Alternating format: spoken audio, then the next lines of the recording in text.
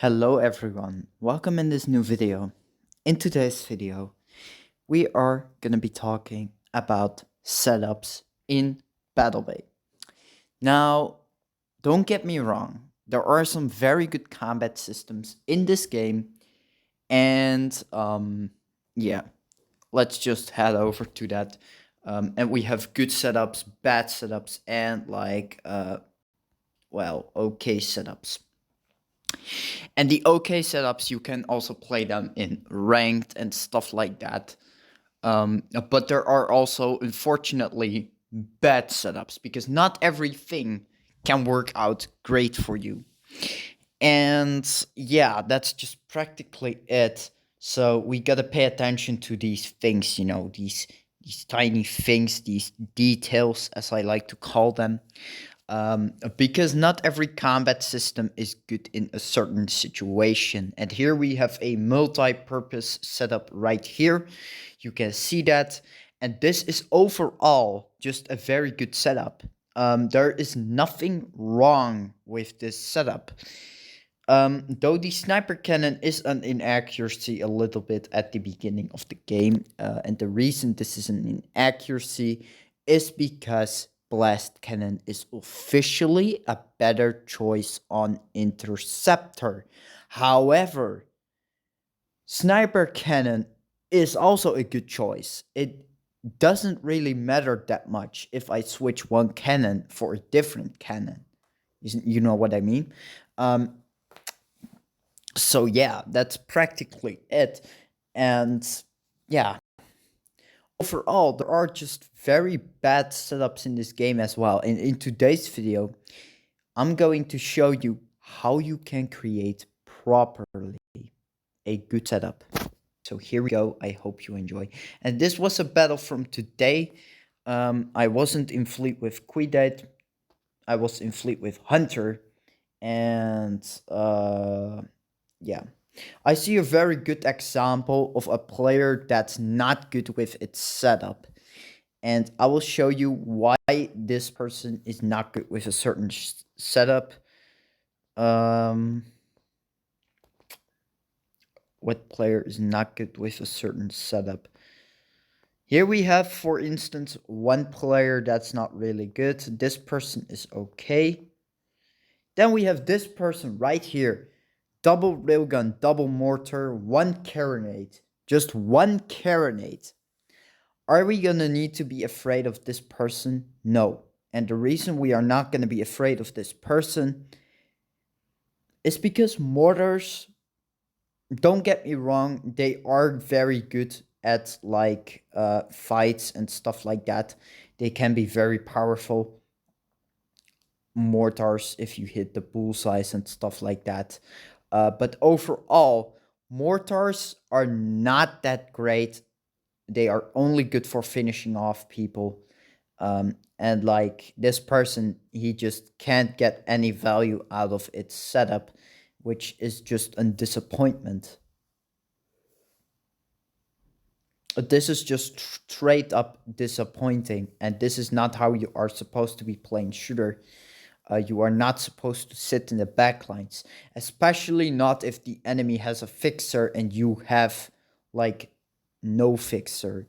If that was the case here, then yeah, this is just overall a very bad thing, and you can see why it's so important to have a balanced setup here, because this speeder came close and this person has only one weapon to defend himself because the railguns are just not worth firing at close range. And then you see me, I died very quickly here. I sniped that person, I got damage over time. I tried to retreat, but unfortunately they got me. There was no time to retreat also, and we lost this match. We lost this match, but I at least killed Game Changer, which is good. I had at least one kill, so I was like, I don't really mind this lost battle. You see, but there are some combat systems in this game that I will break down, and You see, I don't want to blame someone's setup immediately, but there are some mistakes that people make in their setups. Like, for instance, you use Gatling gun, you use multi missile. Um, those weapons are just so terrible, and you should avoid them because you see, the community complains about it for a reason in the past. So, right now, in the present, that's the exact same thing. You don't want to have a bad setup because the reason you don't want that is if you invest your resources in Gatling gun, I request you quit that idea immediately. The reason why is because you waste your resources on a weapon that's not good. You see, that's just the thing here. Like, the Gatling gun, it doesn't really deal that much damage. A rare Gatling gun does around like 100 damage or something. The sniper does far more damage and it's one shot. So yeah. Now I do like to show you what a bad setup exactly looks like. Okay. Okay, now this was a replay from a few weeks ago. It was many, many weeks ago, and we are gonna review one player, and I'm going to specifically aim at this person. And for the people that are gonna defend Carronade spam and say that it's skill requested, you're wrong here. Carronade is not skill requested. And the reason it's not skill requested is because you just sit on top of someone and you spam your Carronade weapons. Is this effective? No, it's not. And the reason it's not is because you need like you just can't do that on interceptor. It's just too slow. And you can see that this person dies several times. You will see that this person got killed a total of around 8 times by me. So 8 times he rushed in and died.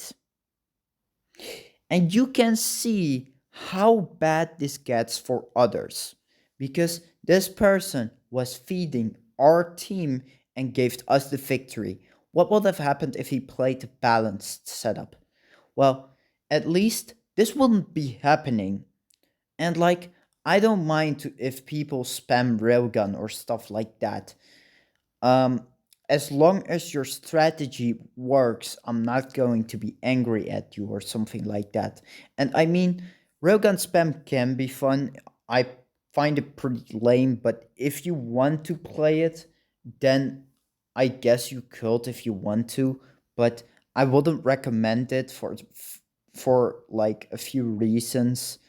But yeah, either way, then as long as you don't rush in and you die, I'm fine with it. I'm fine with what you play.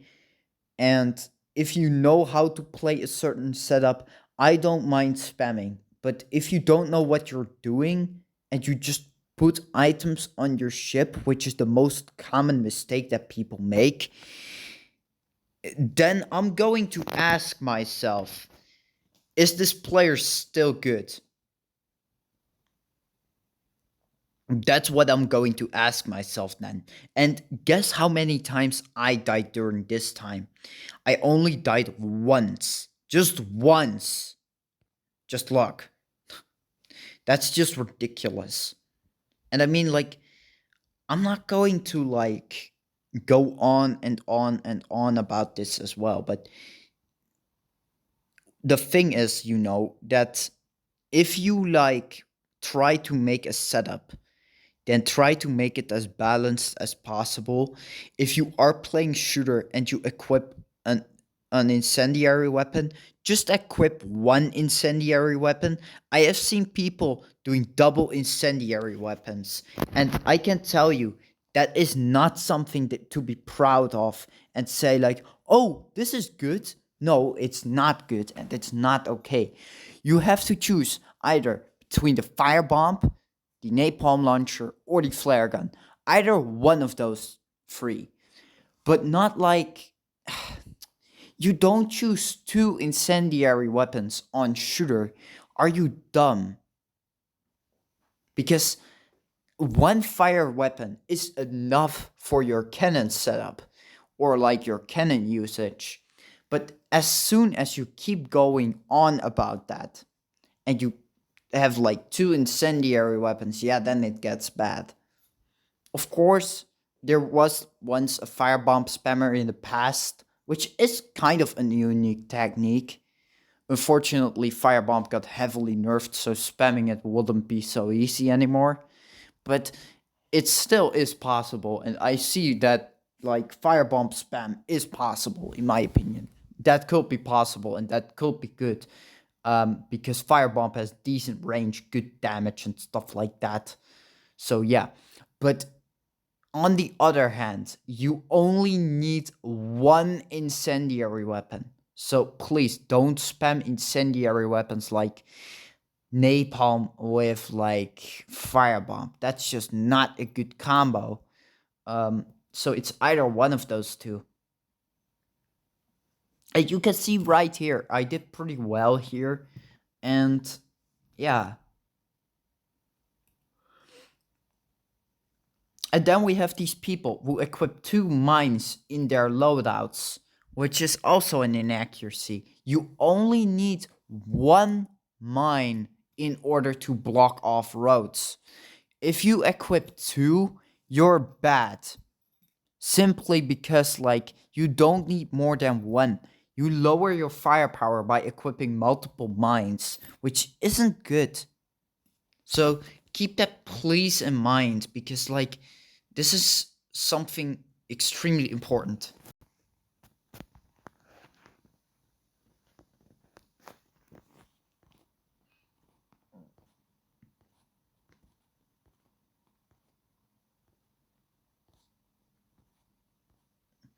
But yeah, this is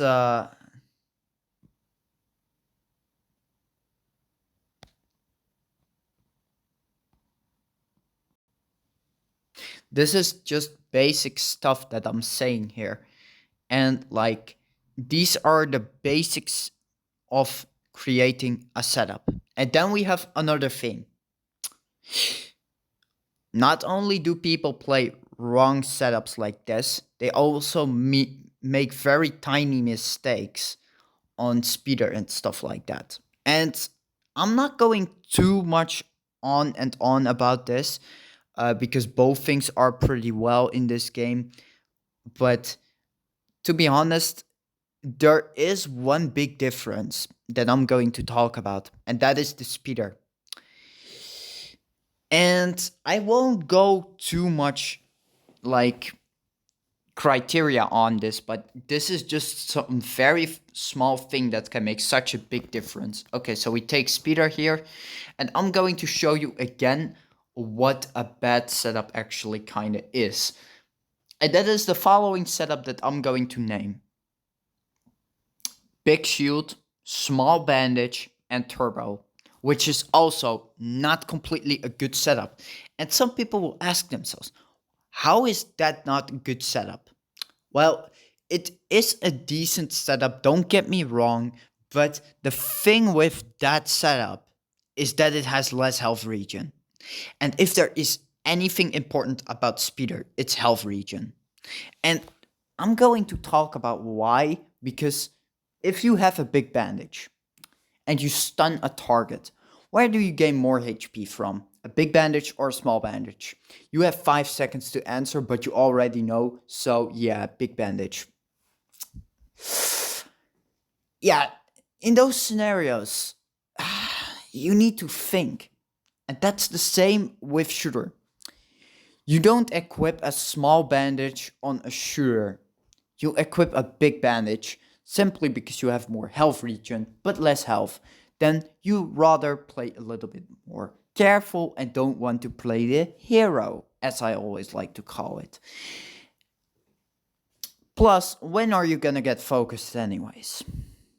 Like, if there is a fixer and you fleet with that fixer, you might as well consider doing double shields and play aggressive a little bit, not too aggressive, because remember, shooters are pawns and you move them forward and you can't go back. So remember that.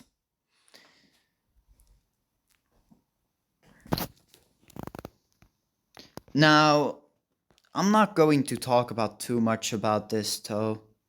And these are just the basic stuffs about weapon loadouts. And I do want to say one few other things that bother me, and that is a triple nitro speeder. Why the hell would you equip triple nitro on speeder when you can have an overboost and have more speed? Because that's practically it. If you have a turbo and you have, let's say, 100% speed turbo, because literally overboost can give 100% plus speed, then that means that those two nitros that you have are 100% effect extra stronger, and that can make you very fast, faster than a flipping extra nitro on your ship. So remember that. That is something extremely important to play. But even then, why would you equip two nitros and an overboost? It's better to take a stun bolt with you to change the battlefield and stun fixers so that you have an opportunity to change the course of the battle. So remember those little things. So, yeah. I hope everyone learned something from this video. And when you make a setup, try to fear behind your weapon choices. That's another tip that I give to you, because as soon as you do that, you will realize that your setups that you make, or like the things and playstyles that you create, are working a lot better simply because you put strategy behind your weapon selection. I will tell you my strategy from this setup, because some people have been wondering probably what the hell I was doing with this setup all day. But people did see that I can play this. They did see that. Now, I'm going to explain it to you. The railgun is obviously meant for long range and close range. This weapon is multi-purpose, and it serves two purposes. One, obviously for long range fights, and two, which you probably didn't know all the time, it's close range. In case a speeder comes close. And of course, this railgun isn't powerful anymore. Not yet, at least. Because I don't have two legendary perks to put on 50% freaking stun. So it's still under development. But in case a speeder comes close, let's say that he is on mid-range and I stun him with the railgun, then I can fire my missile launcher at him. And I don't think I need to explain how much damage missile deals. I don't think I need to explain that, because everyone in this community knows how powerful the missile can be. Then, if the target is low, let's say that speeder is low, I use my grenade. If the grenade doesn't affect fire damage, I switch to my juicy sniper cannon and kill it with 1500 damage, because that's the maximum damage that this sniper can deal with fire effect on it, and a crit. I have tested it, and this is just ridiculous. Sniper is just pretty much great. The sniper serves also for another purpose, which is obviously long range as well. So I have a range advantage with this setup. And that is something nasty. Because other people, they have blast cannon and they have less range advantage. Versus me, I have more range, so I can deal more damage at the start of the game. If I fire correctly, of course. Not that I always do that, because I sometimes have this messed up aim. You guys have seen me playing with Quidate today. So, well, yesterday, sorry. it was yesterday that I played with her. So yeah, you now know, actually, everyone here knew already some of my combat tactics and how I played, but now you know the full truth and how this setup works. And I really hope that more people release setups that are much like this one. And this one, um, I did invent this one myself partially, but this is also the meta setup from, like, yeah. This is also the meta setup for Interceptor, just so you know. The reason this is the meta setup for Interceptor is because it has decent range, good damage, and that's just practically it. The weakness, however, is kind of close range. Anyways, that was it for today's video. I hope you all enjoyed. I know I didn't do a lot of gameplay here. This was more theoretical stuff, but you can learn from that too. So yeah. Anyways, goodbye everyone. I'm going to, I guess, play this game. And yeah. Furthermore, wish you all a nice day. And tomorrow I have work again. Goodbye.